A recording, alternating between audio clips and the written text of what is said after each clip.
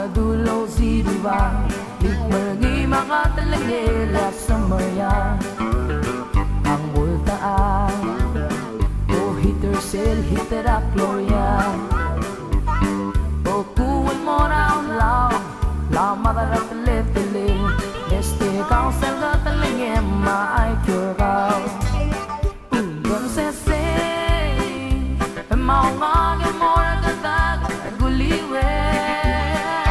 Ang mga kadiatera Chobigian mo ngeme Ang vapor yo italwaset Yamaralungi So close in time Gubangeman mo selborni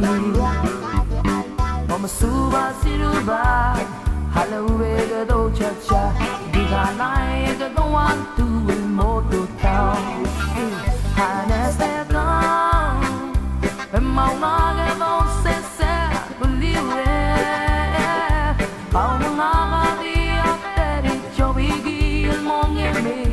Vapor yo italwaset Yamaralungi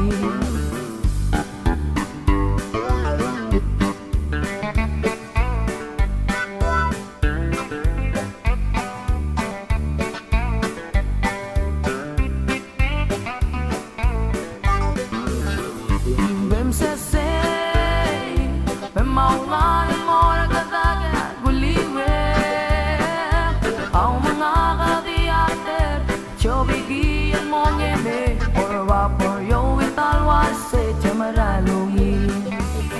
Say closing time Say kubanggeman mo selborni Mamasuba siruba Malawe gado chacha Nagiganay ang gado wantu mo tutaw Bem se se Maungagin mo na katagay Guliwe Chobigian mo ngeme Or vapor yo italwaset Yamaralungi Bem se se Maungagin mo na katagay Guliwe